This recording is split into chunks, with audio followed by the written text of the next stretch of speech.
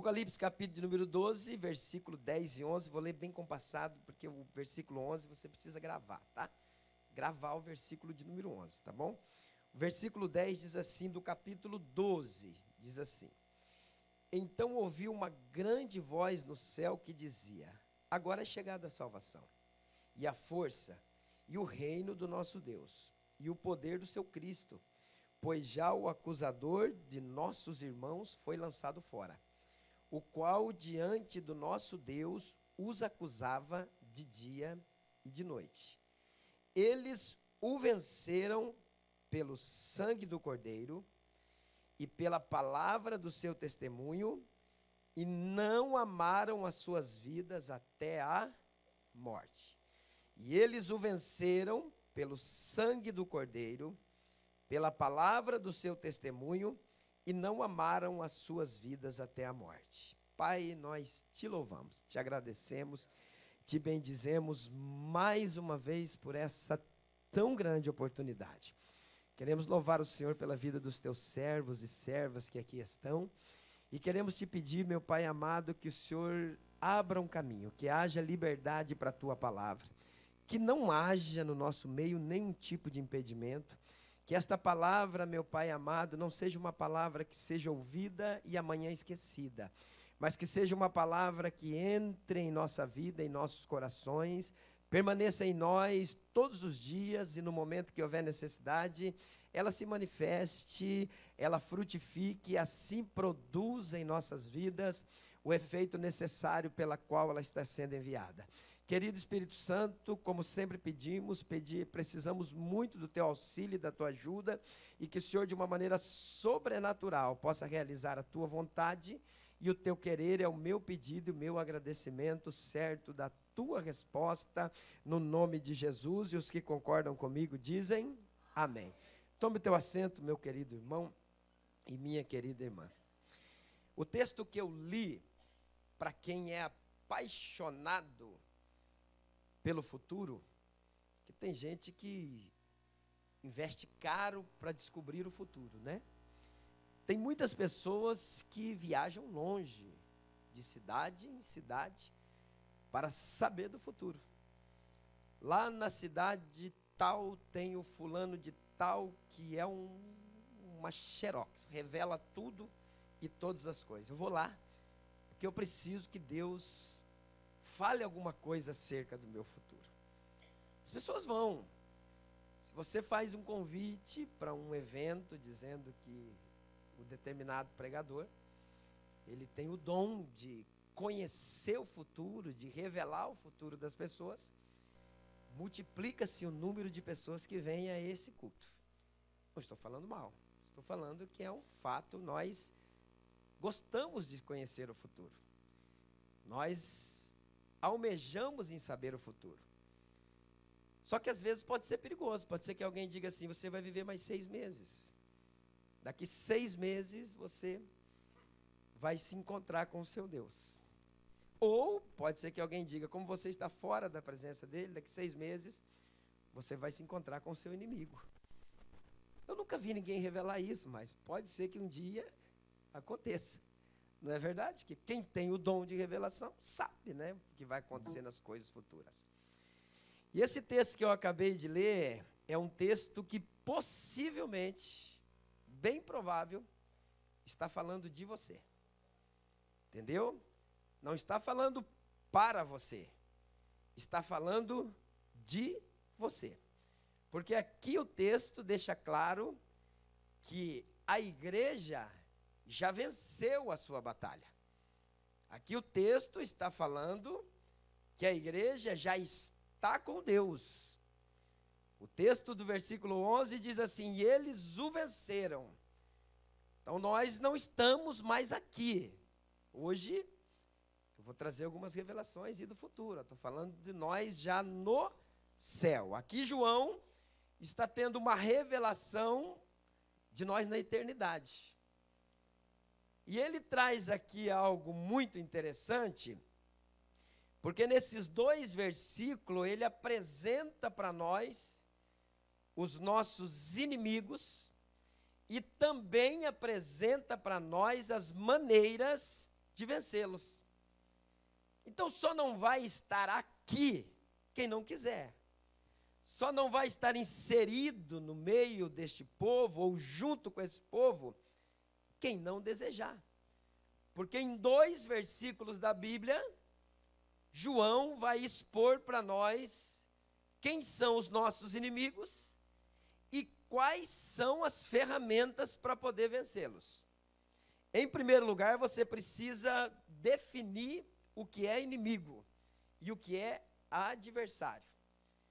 Porque a gente, às vezes, não se dá bem com alguém, e a gente, pastor Maurílio, olha e fala, esse cara é meu inimigo.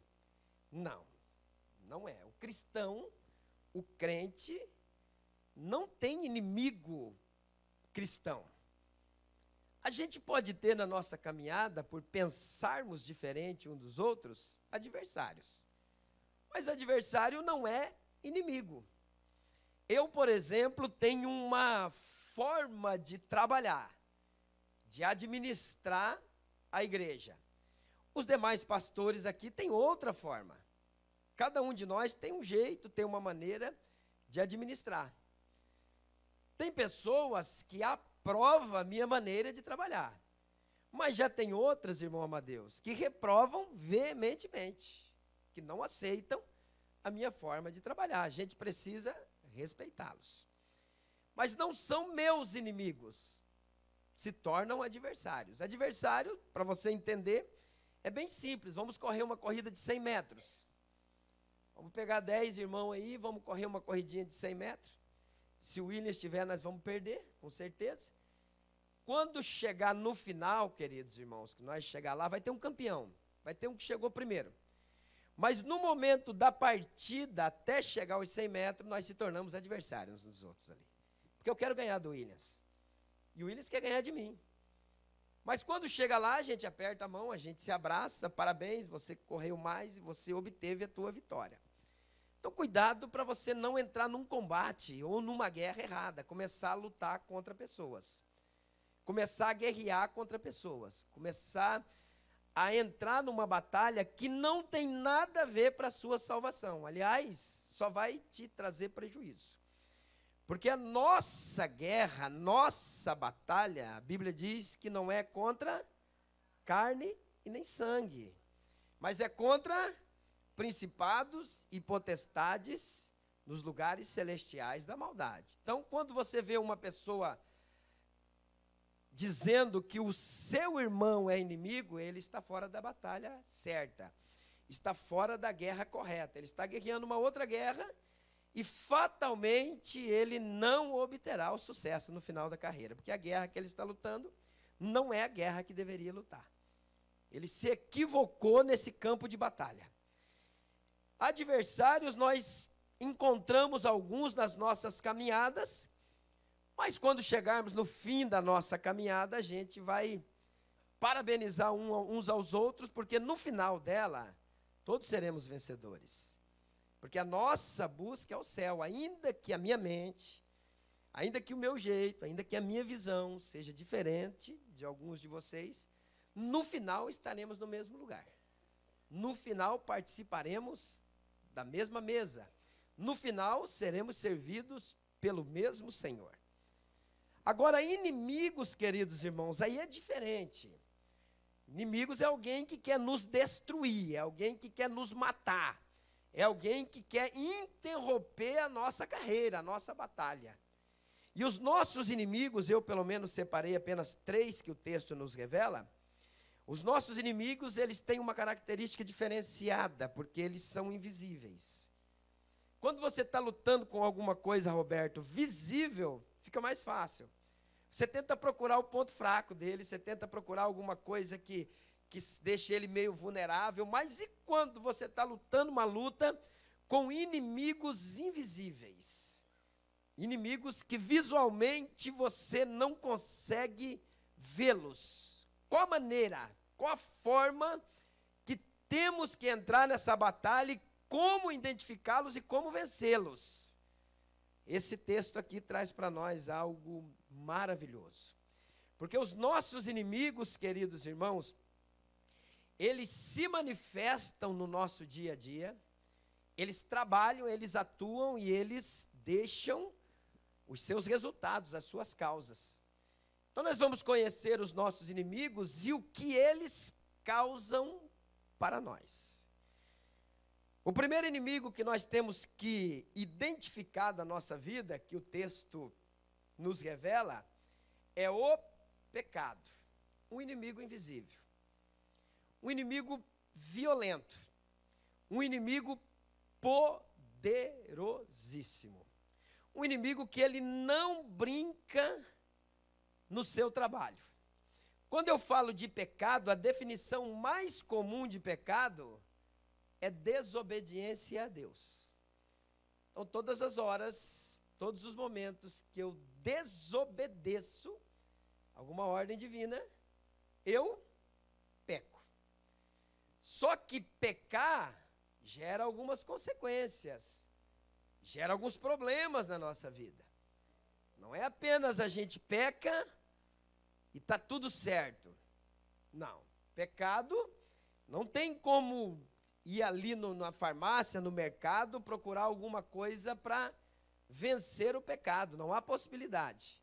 O pecado, ele realiza, quando ele tem êxito, pelo menos 3 coisas terríveis na vida do ser humano. A primeira coisa que o pecado realiza, a consequência, a causa que ele produz na vida do ser humano, é que ele expõe o ser humano ao ridículo. O pecado consegue fazer uma criatura divina, um filho de Deus, alguém perfeito, alguém que nasceu para dar certo, alguém que nasceu para ter sucesso, ser exposto ao ridículo. Eu já falei algumas vezes isso aqui, vocês devem se lembrar. Não são poucas as pessoas que a gente vê aí caído pelas valetas da vida, né? Não são poucas as pessoas, queridos irmãos, que a gente vê aí ridicularizado, não é verdade? Pessoas que são banalizadas, que são zombadas. Só que essas pessoas são pessoas, ainda que elas estejam completamente inseridas no mundo pecaminoso. O Zé Bebinho passou ali, aquele ali toma todas e um pouco mais. O Zé, eu falei Zé porque eu sou José, daí não vai dar problema para ninguém. O Zé Bebinho é um ser humano, é uma alma, é uma vida. Ali dentro daquela carcaça ridicularizada e banalizada, existe um ser que precisa se libertar da força do pecado. Já viu uma moça de 12, 13, 15 anos, quando ela cai no mundo da prostituição, o quanto ela é ridicularizada, o quanto ela é banalizada? No meu tempo, falava assim, lá vai a marmita. Era desse jeito. Mas aquilo ali é um ser humano, é uma pessoa que um dia vai estar diante de Deus ou longe de Deus, e as pessoas passam por eles como se não fossem nada. Como se fosse um objeto insignificante. Força do pecado. Já viu um homem, quando ele adultera, quando ele cai no adultério, um homem que tinha um nome, que tinha uma família, que tinha um peso, quando ele cai no adultério, como que as pessoas tratam ele logo após o adultério? Já viu como que as pessoas lidam com ele? Viu como as pessoas agem? É uma cultura nossa. Ele perde aquilo que nós chamamos de moral. Ele perde, queridos irmãos, e a gente passa a ridicularizá-lo, a banalizá-lo. Mas naquele homem, naquela mulher que se entrega à força do pecado, existe uma força, existe uma ação agindo contra ele, que leva a esse tipo de situação. Quem nunca cometeu um pecado, que atire a primeira pedra, né? Quem nunca pecou. Só que depois que a gente descobre a forma de vencer o pecado, parece que aqueles que estão no pecado, eles são inferiores a nós. E aí nós erramos. Porque ali é uma vida. Nós já estivemos no mesmo estado, na mesma condição, porque pecado não pesa, pecado não tem tamanho. Pecado é pecado diante de Deus e ponto final. Então, a primeira causa, consequência, queridos, que o pecado realiza na vida de um ser humano é expor ele ao ridículo. Já viu um pastor quando ele cai? Vocês já viram? Ih, aquilo lá. O povo pode falar que ele foi uma bênção a vida inteira. No dia que ele cair, eu sabia. A cara não me enganava. Aquilo ali, meu Deus do céu, sabia que aquilo ali ele é exposto ao ridículo, ele é ridicularizado. E às vezes a gente nem sabe qual a causa nem a consequência que levou ele a tal atitude. Então a primeira coisa que o pecado realiza, e nós temos que tomar cuidado, é expor o ser humano ao ridículo. É ridicularizá-lo, é banalizá-lo. Ele tem força para isso. Ele consegue fazer um ser humano que nasceu perfeito se transformar num objeto de zombaria. Poderia usar muitos exemplos, poderia usar Sansão, poderia usar vários exemplos aqui. A segunda coisa que o pecado tem poder, melhor dizendo, tem força, que causa na vida de um ser humano, é que o pecado, ele causa a destruição. Vocês já viram uma sociedade? Duas pessoas que aparentemente se amavam. Vamos abrir uma empresa junto, pastor João? Você é meu irmão. Você é meu amigo. Vamos abrir uma empresa, nós vamos trabalhar, vamos ganhar dinheiro. E aí, de repente, você começa a ganhar dinheiro. Mas no meio do caminho você resolve, não, eu resolvo, vou colocar eu. Resolvo levar algumas vantagens em cima de você, porque eu acho talvez que eu estou trabalhando mais, vamos dizer assim. O caixa 2. Então a minha amizade, o meu amor por você, o pecado conseguiu corromper e fez com que eu te defraudasse. E aí você descobre que eu estou te roubando. E aí tudo aquilo que construímos juntos é destruído. Acaba-se. Quem que agiu nisso? Pecado. E ele sempre fica isento, né? A gente sempre fala, o cabra é sem vergonha. O cabra é isso aí mesmo. Mas o pecado agiu ali naquele coração, ele veio com quem não quer nada, porque ele é invisível, ele chega tranquilo, ele chega sossegado. E eu digo sempre para todos que me ouvem, principalmente para a mocidade, o pecado não dói nem é ruim, ele sempre vem com uma aparência muito boa. Ele sempre é gostoso, o problema é que o final dele é que é um problema. Então ele destrói um casamento, a gente não faz uma promessa, a gente não chega diante do juiz e promete, a gente jura de ser fiel até a morte. Por que que os casamentos se desfazem? Quem desfaz o casamento? Pecado. Pode notar que 90% é o pecado que age dentro do relacionamento.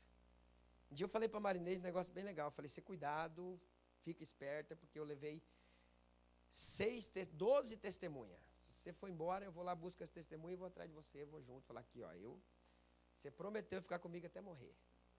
A gente faz isso diante de um monte de gente. Não é, Malídia? A gente chega lá, a gente convida, tem gente que convida 50 testemunhas.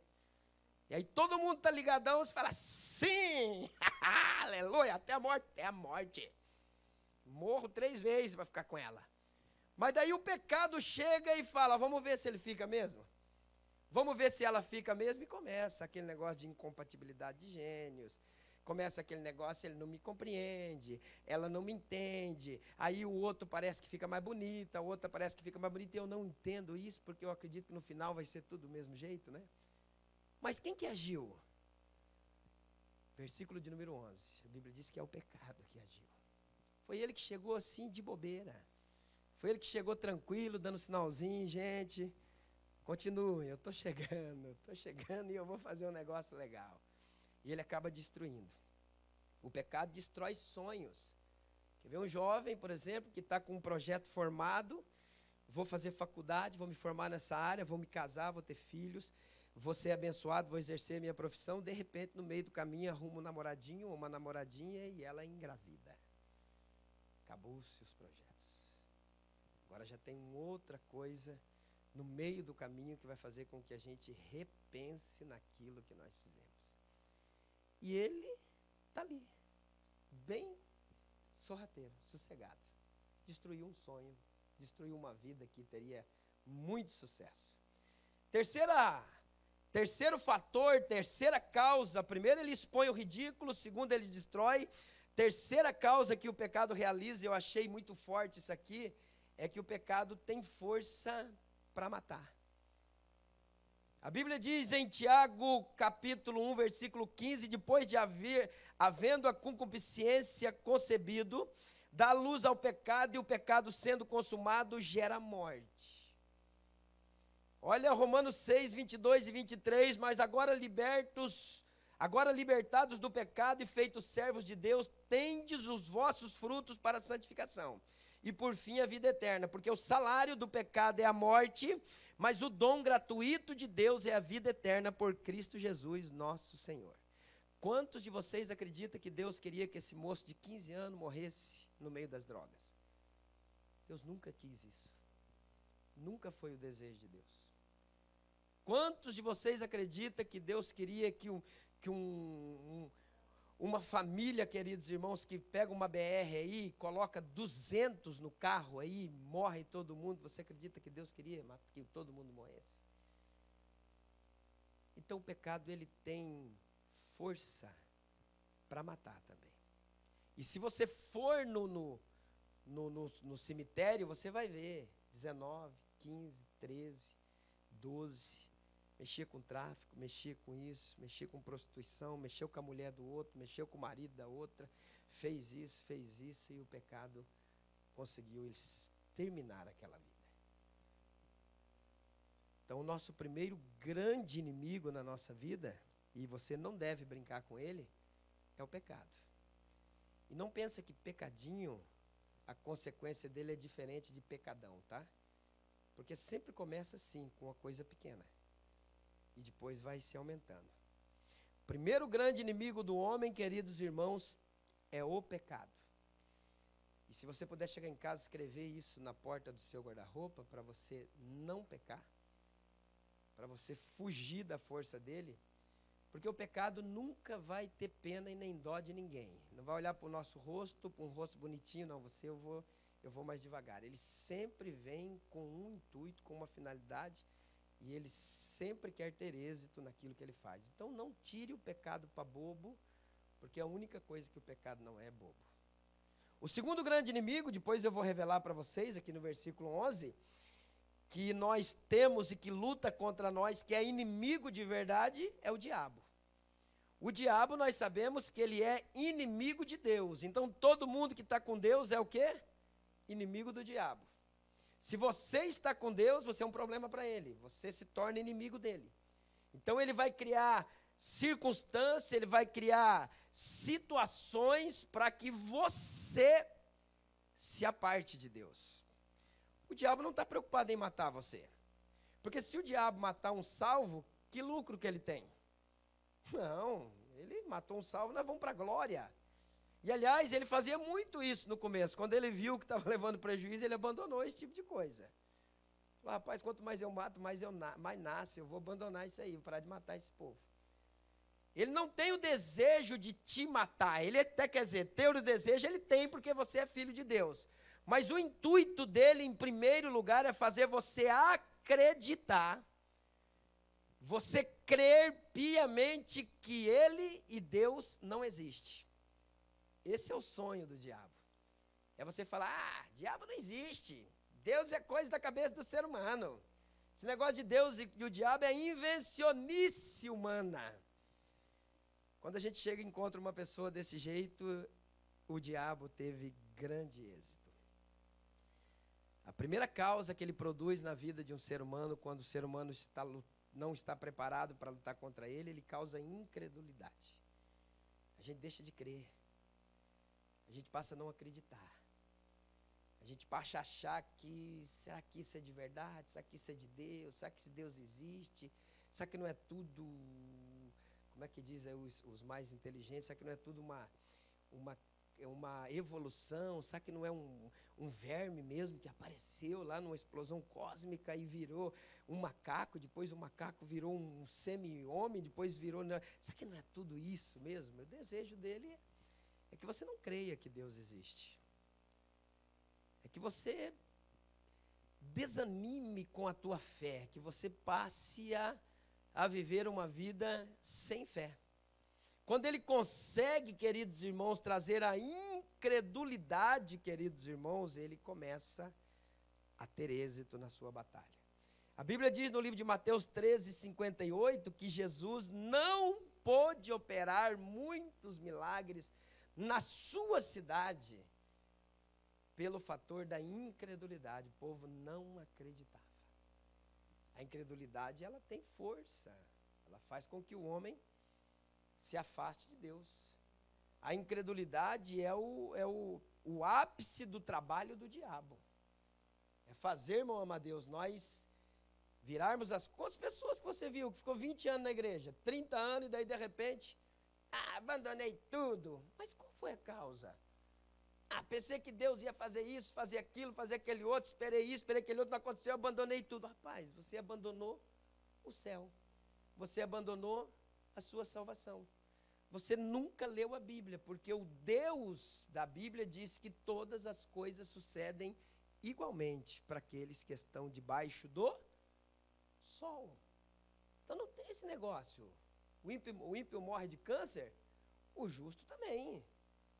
A Bíblia diz que a mesma chuva que cai na lavoura do justo também cai na lavoura do ímpio. Aí Malaquias, se a pessoa lesse Malaquias, ela nunca caía na incredulidade, porque ela ia ver que Deus, quando Malaquias fala assim, e outra vez vereis a diferença entre o justo e o ímpio, entre o que serve a Deus e o que não serve, pós-sepultura. 30 segundos depois que você deitar a sepultura. 1 minuto, sei lá. Aí você vai saber que Deus é real. Que Deus é vivo. Aí você vai saber que a eternidade é um fato. Eu disse que para corromper minha fé, alguém tem que me provar para mim, ou tentar me explicar o que é a morte. Quem conseguir fazer isso, talvez conseguirá corromper a minha fé. Porque eu não conheci, nem da NASA, nem não sei de onde, alguém dizer ou tentar explicar o fenômeno morte. Porque eu vejo gente morrendo por problema no coração, não era só nós pegar e folhar um coraçãozinho lá, Mateus? Colocar um coração novo e pá, volta a bater aí de novo. Não, mas a Bíblia diz que depois que o Espírito sai, não tem mais o que fazer. Então o diabo vai lutar para você não crer em Deus, para você ser um incrédulo, para você... Eu não acredito em nada dessas coisas, é uma invencionice desse povo, e eu não quero saber de nada. A segunda coisa que ele vai lutar, queridos, contra nós, primeiro é colocar em nós incredulidade. A segunda coisa que ele vai lutar para nos tirar da presença de Deus, ele vai colocar em nós desânimo. Deixa eu fazer uma pergunta para vocês, sem resposta, tá? Porque nós temos um monte de gente. Como que pode desanimar na obra de Deus? O que você está buscando de Deus? Carro novo, pastor. Casa de 2 pisos. Din-din, din-din, din-din. Como que pode desanimar do céu? Desanimou do céu, vai para onde? Agora pode falar. Desanimou do céu, vai para onde? E como desanimar de Deus? Desanimar do trabalho, às vezes há uma fadiga, um cansaço, eu até entendo. Mas desanimar do reino, dizer, eu não quero mais saber, estou desanimado, estou fora. Vai para onde? Qual portão que você vai entrar quando você desanimar do reino? Que local você vai ir? O que vai trazer ânimo para você? Nós não estamos falando de coisas passageiras e temporais. Nós estamos falando de coisas eternas. Não há como desanimar da eternidade. Eu posso ficar fraco, posso ter minhas fraquezas, mas desanimar do céu, jamais. Vou continuar batalhando, vou pedir força para quem me fortalece. Vou continuar caminhando. Senhor, o meu destino é o céu. Tem um monte de coisa boa em mim, mas tem um monte de coisa ruim, mas o Senhor é Deus para me segurar. Paulo viu uma situação dessa e disse assim, quem és tu que julga o servo alheio? Se ele está em pé, ou se ele cai, poderoso é o Senhor para o sustentar. Então, às vezes, a gente tem as nossas lutas, nossos confrontos com a nossa natureza, o nosso confronto com as situações, mas desanimar do céu é pedir a chave para ir para o inferno. Quem que vai fazer um negócio desse, Oséias? Desanimei de Deus, não dá a chave que eu quero para o inferno. O que vai fazer? Lá a Bíblia diz que o bicho não morre, o fogo não se apaga. A Bíblia diz que lá o tormento é eterno, as lutas são constantes. A Bíblia diz que lá não tem esperança. A esperança morreu lá dentro do inferno. E a gente vê pessoas que desanimam. Não dá para desanimar de Deus. Não dá. Mas o diabo quer fazer você desanimar de Deus. Ele quer fazer você entender que Deus não está nem aí com a tua vida. Sabe o que seria suficiente para nós, queridos irmãos? A salvação. Porque se você entendesse o que é a salvação, você poderia andar por pedras afogueadas, te queimando o dia todo, ainda assim, você ia dar glórias a Deus. Porque é muito legal aquilo que a gente fala aqui da eternidade, né? Você tira 1000 anos do tempo, o tempo fica com 1000 anos a menos. Você tira 1000 anos da eternidade, sobrou a eternidade. Então, nós estamos indo para onde? Para uma eternidade, que a Bíblia diz que é de gozo, de paz, de alegria. Lá não corta a luz da gente. Glória a Deus. Já cortaram a luz em sua casa alguma vez? Cortaram a minha já. Lá não corta a água. Lá não tem problema da gente chegar no supermercado lá e olhar assim, quanto está o bife? Está 25, então me dá aí 3 quilos de pé de galinha. Lá não tem isso, é isso que nós estamos indo, para esse lugar. A Bíblia diz que o que o olho não viu, que o coração do homem não sente, que nunca subiu na mente dele, é as coisas que Deus tem preparado para aqueles que o amam. Então, como desanimar? Como? De que jeito? Esses dias nós estávamos conversando lá em casa, eu disse para meus meninos assim, rapaz, eu acho que eu vou fazer um sarceiro naquele céu, que vai ser coisa linda. Que quando eu entrar, quando eu chegar, que eu olhar e ver Jesus dizendo, vinde bendito de meu Pai para um reino que vos está preparado desde a fundação do mundo, eu não posso mais sair dele. Então já entrei. Aí já era. Não, eu vou fazer uma festa mesmo, não tem. Só se mudar o meu temperamento quando chegar no céu. Porque senão vou mesmo. E as pessoas desanimam por poucas coisas, né? Elas acabam se desfalecendo. Hebreus 12, 3 e 4 diz assim, considerai, pois, aquele que suportou tais contradições dos pecadores contra si mesmo, para que não enfraqueçais, desfalecendo em vossos ânimos. Ainda não resistisse até o sangue combatendo contra o pecado. Alguém de vocês já resistiu? Alguém já colocou uma faquinha no pescoço? Nega, senão eu mato? Não, nós vivemos debaixo de uma nuvem, de uma cachoeira de bênção. Mas o diabo, que não é bobo, estrategista, quer fazer você desanimar. Aí, abandona Deus, foi para o Serasa, abandona Deus andando de a pé, abandona Deus, todo mundo de carro novo, você de carro velho, abandona Deus, olha lá, mulherada tudo de vestido novo, você com esse vestidinho aí batidinho, abandona Deus, e a gente vai entrando na dança dele, vai achando que...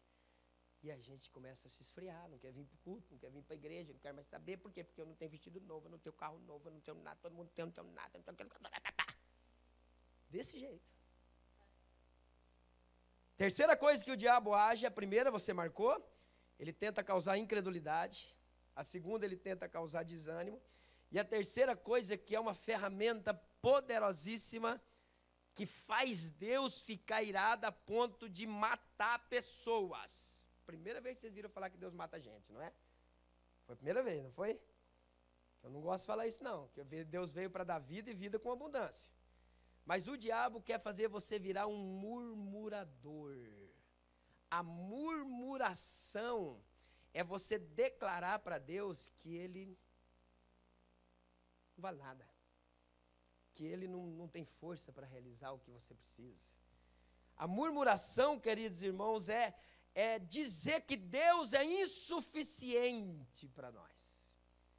É por isso que o murmurador, irmão, morre no deserto.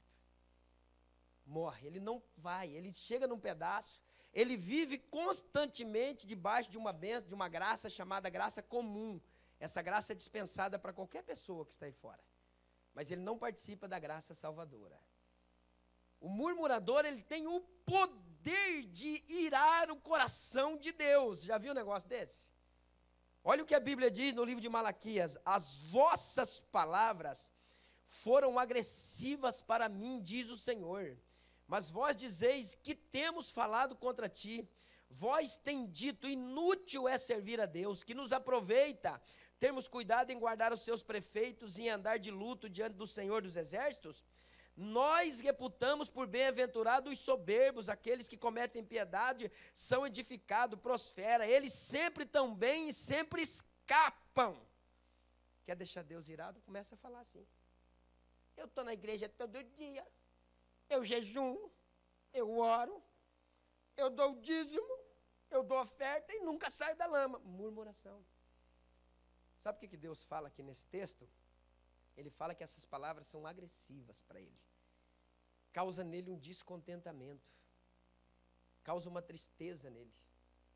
Coríntios, capítulo de número 10, a Bíblia diz que no deserto, Deus matou 23 mil por causa da murmuração. E lá no livro de Números, Deus fala assim, nenhum de vocês vai entrar na terra prometida. Irado! Porque vocês são murmuradores, a murmuração de vocês não me permite abençoá-los. Graças a Deus que você não conhece ninguém murmurador, né? Graças a Deus. É uma ação demoníaca. O diabo faz a pessoa reclamar, irmão, ama a Deus de tudo. Nada está bom. O cara não para olhar que do lado dele, enquanto ele come a banana, tem alguém pegando a casca atrás.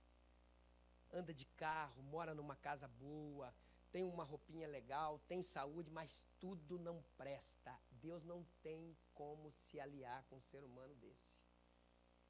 É por isso que o diabo quer que a gente murmura, quer que a gente fala mal, ele quer que a gente detona, ele quer que a gente vai no extremo. E a gente vai e realiza o que ele faz, e aí a gente acha que está fazendo uma grande coisa. Murmuração, queridos irmãos. O terceiro inimigo, porque a hora está indo embora, você marcou o primeiro inimigo, é o pecado. O pecado gera em nós, produz em nós a causa dele, ridicularização, jovem, adulto, ancião, adolescente, não peque. Fuja do pecado, porque ele ridiculariza. Segunda coisa, ele destrói relacionamentos, destrói projetos, destrói sonho. Terceira coisa, ele mata. Ele tem força para matar. Segundo grande inimigo é o diabo, o inimigo de Deus. Ele quer causar incredulidade, ele quer causar desânimo e ele quer causar em nós murmuração, para nós podermos entristecer a Deus. E o terceiro e último inimigo que nós temos aqui, e esse é 5 nós, ó. Esse é a nossa natureza humana. Pensa numa coisa extraordinária. Como é que a Bíblia diz que tem que matar um leão todos os dias? É assim? E deixar o outro amarrado para amanhã. Falaram ali atrás, olha que legal. A natureza humana significa o quê, pastor Amorim? A busca intensa pelo prazer. Numa linguagem mais catedrática aí para os nossos teólogos aí, Mateus, essa turma da elite, hedonismo é um Deus. É quando você trabalha, é quando você vive, é quando você luta só pelo prazer. Não aceita passar por dificuldades. Hedonismo é um Deus que proporciona em nós só prazer. Se nós tivermos que passar por dificuldades, a gente não quer. A natureza humana não aceita esse tipo de coisa, ela quer o tempo todo sentir prazer. Ela não compreende que dificuldades, problemas, angústias traz crescimento, traz amadurecimento. Pega um piazão, esses piazão bonito que todo mundo tem aí, essas meninas bonitas de 14, 15 anos, dá tudo que ela quer. Dá tudo, tudo, tudo, não deixa ela passar por dificuldade nenhuma, nada. O que você quer, fia? Eu quero um cordãozinho de ouro de 5 milhões. Tá aí, minha fia, pega aí. Dá tudo para ele, depois vai no casamento deles e depois uma semana volta na casa deles. Para você ver. O que nós criamos? Quando as pessoas não têm dificuldades, não têm problemas, não têm lutas, não têm confrontos, elas não crescem. Elas param. Elas não são produtivas. Elas são improdutivas, pastor Johnny. O que fez de nós homens de verdade foi as lutas, não foi as bênçãos. O que fez de nós homens de Deus foi as dificuldades que nós enfrentamos e não negamos a Deus. Permanecemos. Se Deus tivesse o tempo todo, só toma e toma de novo. Quando ele falasse, não, nós falamos, então não quero mais o Senhor, estou de mal e já era, vou procurar outro Deus. Então a natureza humana, ela tem um desejo intenso pelo prazer. Ela quer o prazer, ela quer ter prazer de manhã, quer ter prazer meio-dia, quer ter prazer à noite. E nessa busca intensa pelo prazer, a natureza humana, ela acaba, queridos irmãos, produzindo em nós coisas que abominam o coração de Deus. Quando você estiver passando por uma grande dificuldade, a Bíblia diz para você ter o quê? Muita tristeza? É assim que está escrito? Tem de alegria quando passar por tribulações. É por isso que a alegria é um fruto do Espírito, que é só crente que consegue estar no vale, passando na sombra da morte. Como é que você está? Estou só vitória. Não, vamos pegar aqui mãe. Quem é mãe, levanta a mão. Levanta a mão quem é mãe. Ó, vou pegar vocês. O filhinho, acho que tinha uns 12 anos, 16, não sei quantos anos, mortinho em cima da cama. Morto, gelado. Deu uma dorzinha de cabeça, foi lá para a roça, voltou, deu uma dorzinha de cabeça. Foi, chegou lá, colocaram na cama, morreu. Se fosse nós, por que o senhor fez isso? O senhor não podia ter feito isso comigo, o senhor me deu, não. Ela pegou, chamou o empregado, chamou o marido, falou, vou ter que dar uma viajadinha aí, que eu recebi uma benção de alguém, e esse alguém me tomou, quero saber por quê. Olha que interessante. Porque foi Deus que deu aquela criança, foi Deus que usou o profeta. E a mulher sai com o seu empregado e com o seu jumento e vai até o profeta. E vai tudo bem contigo, mulher? Não! Minha vida está uma desgraça. O que vocês fizeram comigo? Por que você foi me dar filha? Ela falou isso? Vai tudo bem. O menino que o Senhor me deu está morto lá em cima da cama. Vê lá o que vocês fazem. O que é isso, gente? Se não é um fruto do Espírito, um negócio desse? O profeta olha para ela e fala, Deus me encobriu o sentimento que você estava sentindo. Manda o empregado, ele fala, não, vai lá você lá e resolve. A Bíblia diz que ele vai lá, sobe em cima do menino, faz uma coisa que nós fizesse hoje, mas ia ter problema. Sobe no menino, sopra na boca do menino, deita em cima dele, esquenta o menino ele morreu de novo, mas acho que com 70 anos, daí 80, mas ele ressuscitou a criança. Vai tudo bem contigo? Vai tudo bem. Tem momentos que nós não teremos prazer na nossa vida, nós teremos muita angústia, muita dificuldade, muito problema. Muita. Mas esses momentos não são para a gente dizer para Deus, eu não quero mais nada contigo. É para dizer para Ele, obrigado, porque eu estou me tornando uma pessoa melhor. Eu estou aprendendo a ouvir e a receber os seus nãos. Não vai. Hoje aconteceu uma coisa lá em casa, de manhã cedinho, eu cheguei da oração, era 9 horas, e o Daniel recebeu uma ligação de um projeto que ele tinha feito, o projeto era o melhor, a professora falou que não tinha um projeto igual dele, mandou para a Secretaria de Educação e tal, e de repente ele recebeu uma ligação que tinha 4 vagas, tinha 6 vagas, eles colocaram 4 moços, e o dele estava sendo lá na Secretaria de Educação, que ia ser feito não sei o que lá. Quando volta, 2 das vagas foi cortado pelo governo. E o Daniel ficou de fora. Eu vi que a carinha do Daniel foi lá embaixo. Porque ele ia receber um salarinho, ia ajudar ele. Eu vi que ele se entristeceu muito. Eu falei, filho, dá uma olhadinha para trás. O que Deus fez para você alguns dias atrás. Isso aí está tornando você um homem de verdade. Ele falou, é verdade, pai. Vou me inscrever voluntariamente. Vou trabalhar como voluntário. Se inscreveu voluntariamente, está lá. Tem vez que é não e acabou, mesmo que a gente faça tudo que a gente acha que é certo. Mas quando isso acontece na nossa vida, a gente cresce. Eu só sei o valor que tem a lata de leite, porque um dia eu tive que dar água com açúcar para o Rafa e para o Dani. Então hoje eu valorizo muito, hoje eu cuido muito. Então a nossa natureza humana, ela tem uma busca intensa pelo prazer. Então isso gera em nós, a primeira coisa, desejos ocultos em nossa vida. 2 Coríntios 4:2 diz: antes, rejeitemos as coisas que por vergonha se ocultam, não andando com astúcia nem falsificando a palavra de Deus. E assim nós recomendamos a consciência de todo homem na presença de Deus pela manifestação da verdade. Não adianta você chegar para mim, eu olhar para você e falar, tá aí o megatrônico crente, melhor do mundo. Não adianta se com Deus a tua consciência está impura. Se com Ele você não está bem. Não adianta. É Ele que nós temos que chegar até Ele, diante dEle, e lançar sobre Ele as nossas ansiedades e as nossas lutas interiores. Não adianta eu chegar aqui, nota 10 para você, e você no oculto, no escondido, no anonimato, cometer todo tipo de torpeza, todo tipo de coisa que desagrada a Deus. Não adianta. Os desejos ocultos, eles nos consomem. É por isso que você tem que ter um amigo. Você tem que ter uma amiga, você tem que ter um companheiro para dizer, rapaz, eu tenho uma fraqueza. Porque a gente tem. Não vai nessa ideia aí desses crentes super-homem não, que é tudo mentira. O que tem força num lado, ele peca no outro. O que consegue segurar a carne tem problema com a avareza. O que tem problema com a avareza tem problema com o relacionamento. Todos nós temos os nossos defeitos. Mas é bom quando a gente tem um amigo que a gente vai e fala, me ajuda nessa área.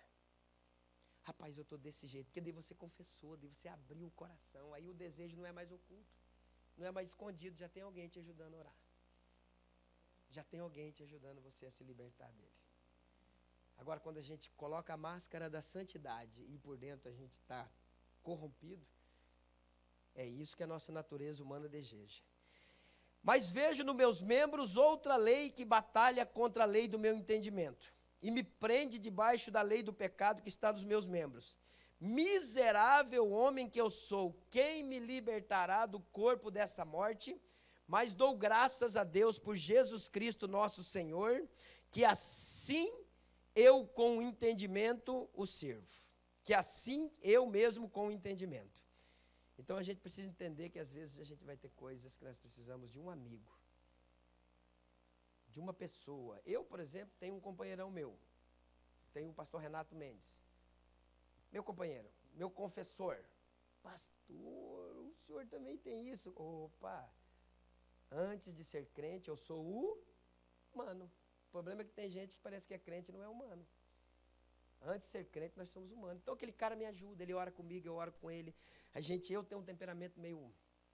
Tem gente que diz que sou meio fora da casinha, que não sei o quê, mas não é, é o meu jeito. Então eu estou lutando, estou batalhando. Eu chego, sento com ele, e aí, Renato? Não, tem hora que você é feio mesmo, cara. Tem hora que você parece que você é fora da casinha, Morinho. Então a gente senta, a gente vai junto, a gente conversa, a gente se relaciona. A gente tem que ter aquela pessoa que a gente... Eu, Maurílio, nós dois, quantas vezes eu cheguei no pastor Maurílio, pá, e aí, tá, tem mais experiência, tem mais sabedoria, tem mais tempo. Arrume amigos. Arrume uma pessoa que você possa tirar esse pecado, esse desejo que está te matando. Lance para ele te ajudar você a vencer isso. Você vai ver como que vai ser outra vida.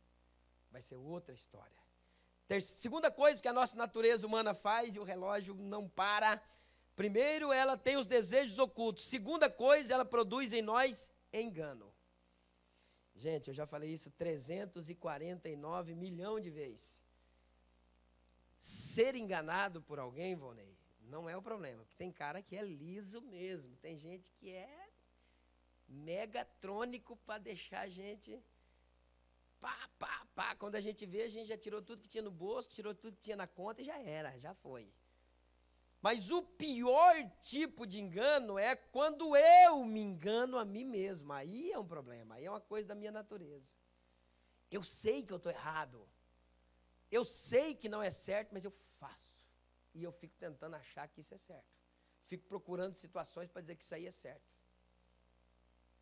Esse é o pior tipo de engano que existe. O cara sabe que ele está numa lama, está numa situação que não deveria estar, não se preocupa em mudar porque está com a mente, segundo a Bíblia Sagrada, cauterizada. Tem 6 tipos de situações a mente. Agora, a cauterizada não deixa você ver quem você é de verdade. Essa é a pior. Para as outras 5 tem solução. Numa terça-feira a gente fala disso. Mas para a cauterizada é um problema, porque a pessoa só enxerga aquilo que ele quer enxergar. Ele não tem, Roberto, Ele não dá uma olhadinha, não visualiza do lado para ver se realmente ele está certo ou errado. Ele só enxerga o que ele quer enxergar.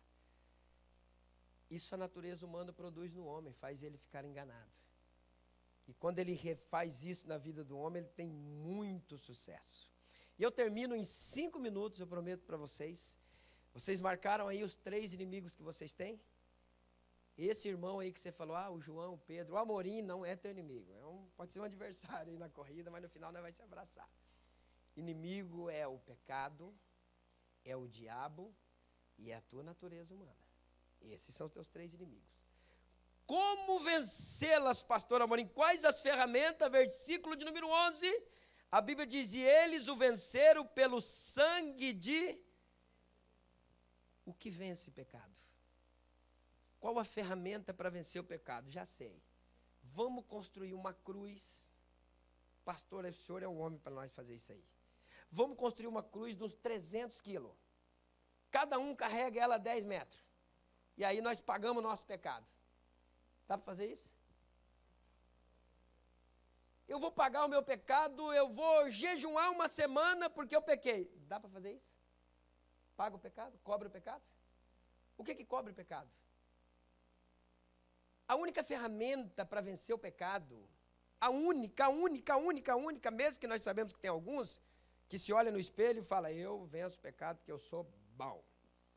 Sou cara, eu não bebo, não fumo, não jogo, não me prostituo. Não, pode parar. A única ferramenta que vence o pecado é o sangue de Jesus. Pecado não tem medo de bom pregador, pecado não tem medo de gente rica, pecado não tem medo de bom cantor, pecado não tem medo de gente bonita, muito menos de gente feia, pecado não tem medo de nada, mas diante do sangue de Jesus ele está aniquilado. Ontem eu disse uma palavra aqui na igreja, ontem não, semana passada eu disse que acho que foi para a Lucinha, num trabalho que tiveram aqui uma vez, e eu repeti aqui a semana passada. Sabe qual é o maior erro dos pais com os adolescentes? Aí vocês que têm filho novo, pega essa, Osés, que é de Deus. Dos pais com os jovens, vocês só apresentam para eles o pecado. Para de pecar, meu filho. Isso vai levar você para o inferno, filhinho. Isso é pecado, vai levar você para... Por que você não começa a apresentar o Jesus que venceu o pecado? Filho, isso Jesus não gosta, vai ficar triste. Ô filho, isso que você está fazendo aí, você vai crucificar Jesus de novo. A Bíblia diz assim, que se você fazer isso aí, você vai crucificar ele de novo. Por que você não começa a apresentar o Jesus que venceu o pecado? Em vez do pecado. Parece que o pecado venceu Jesus quando nós estamos criando nossos filhos. Começa a dizer para ele do sangue de Jesus, do poder que existe no sangue. Quando o pecado vir nele, ele vai saber, opa, meu pai falou que quem está em Jesus está liberto desse pecado. Quem morreu na cruz? Eu já preguei aqui.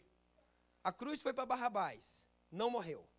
A cruz foi para Jesus, morreu, mas ressuscitou no 3º dia, está vivo no nosso meio. Amém ou não amém? Mas quem morreu lá, ficou morto lá na cruz? O pecado. E a gente quer ressuscitar o marvado.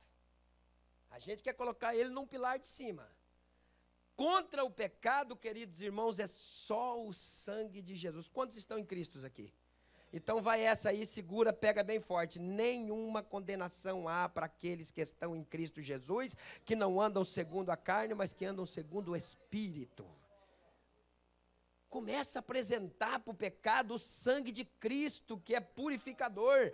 Eu coloquei aqui, queridos irmãos, que se dissermos que temos comunhão com Ele e andamos em trevas, mentimos e não praticamos a verdade. Mas se andarmos na luz como Ele na luz está, temos comunhão uns com os outros, e o sangue de Jesus Cristo, seu Filho, nos purifica de todo pecado. Pode levantar todos os capetas do inferno, falar você é isso, você é aquilo, mas eu sou salvo, liberto e perdoado pelo sangue de Jesus. Acabou. Coloquei outro texto aqui para nós não demorar muito. 1 Pedro 1, 18, 19. Sabendo que não foi com coisas corruptíveis, como prata ou ouro, que fosse resgatado da vossa vã maneira de viver, que por tradição recebeste dos seus pais, mas com o precioso sangue de Cristo, como de um cordeiro imaculado e incontaminado. Não adianta. O sangue de Jesus me comprou e já era. Fulano não vale nada, mas valeu o sangue de Cristo. Valeu o sangue dele na cruz. E quem está debaixo desse sangue, o pecado não tem poder sobre a vida dele. Como que nós vencemos o pecado? Através do sangue de Jesus. Como que se vence o diabo? Olha aqui. E eles o venceram pelo sangue do Cordeiro e pela palavra do seu testemunho. Sabe por que você lê a Bíblia bem pouquinho? Ó, dom de revelação. Sabe que eu já recebi? Olha. Sabe por que você não lê a Bíblia todo dia? Olha aí as revelações. Quando eu vim, vocês trazem mais gente, o negócio é forte. Porque o diabo sabe que a única coisa que vence ele é a Bíblia. Pode ficar orando e jejuando dia e noite aqui, não vence diabo, irmão. O que vence diabo é Bíblia. E quem conhece Bíblia, daí ora e jejuma dia e noite. O que vence Satanás é a palavra. No monte, Jesus e ele. O que ele usou lá no monte para poder tentar vencer Jesus? A palavra. E o que Jesus usou para derrotar ele? A palavra. Jesus não falou, mano, estou com 40 dias jejuando, coloca a mão em mim e você morre agora. Vem, encosta aqui para você ver. Foi isso que Jesus fez? Não. Ele chegou com as propostas, Jesus pega a palavra de Deus e lança sobre ele e derrota ele. A gente tinha que ler a Bíblia todo dia. Lembra que eu falei para vocês, talvez algumas pessoas ficam meio tristes comigo, talvez não me compreendem, que eu falo que pode ler livro, leia 50 livros, contanto que você esteja lendo a Bíblia também, senão pode parar. Porque eu vejo muita gente lendo livro e não lendo Bíblia. E daí a gente sobe para o púlpito, Mark não sei o quê, Jonathan não sei o quê, Russell não sei, poxa, mas e a Bíblia? Não que eu estou falando mal, ou estou falando mal já, né? Não adianta, né? Já estou falando. Não seria mais legal? Colossenses capítulo 3, Mateus capítulo 25, Timóteo capítulo 2, não seria mais legal? Timóteo, Colossenses, Pedro, João. É a palavra que vence Satanás, irmão. É a palavra que não deixa eu pecar, é a palavra que não deixa eu entrar em rolo, é a palavra que não deixa eu me contaminar, é a palavra que não deixa eu brigar com meu irmão, é a palavra que não deixa eu comprar e não pagar, é a palavra que me ensina a ser um homem de verdade, é a palavra, é a Bíblia. E aí o diabo cai por terra. A Bíblia diz em Romanos, não me lembro o capítulo, se é o 9, versículo 20, a Bíblia diz assim, e em breve o Deus de paz esmagará o diabo debaixo dos vossos. Aí tem gente que chega, vai chutar a cara do capeta e tal, pá. Para com isso, a palavra diz que quem vai esmagar a cabeça do diabo é Deus através de nós. Nem tem que falar desse camarada, é na palavra, meu amigo, está fora, perdeu, não tem esperança mais. O que vence o diabo é a palavra. Se você está vendo que você está meio incrédulo, que você está meio desanimado, que você é murmuradorzão daquele de carteirinha, vai ler Bíblia. Todo dia de manhã uma dosinha de Bíblia, 3 capítulozinhos, um ano vai ler a Bíblia inteira. Vai virar uma benção. Terceiro ponto para nós terminar, porque o horário foi embora. Primeiro, o que vence o pecado é o sangue de Jesus. Segundo, o que vence o diabo é a palavra. E terceiro, olha o que diz aqui no versículo 11, que isso aqui... O dia que eu li isso aqui, eu falei, meu Deus, que coisa mais fantástica. E não amaram as suas vidas até a morte. E não amaram as suas vidas até a morte. Pessoas que negaram a si mesmo, irmão, para poder deixar Deus crescer na vida dele. Quando a gente nega a nós mesmos, queridos irmãos, a gente vence a nossa natureza humana. Se coloque em pé, nós vamos terminar.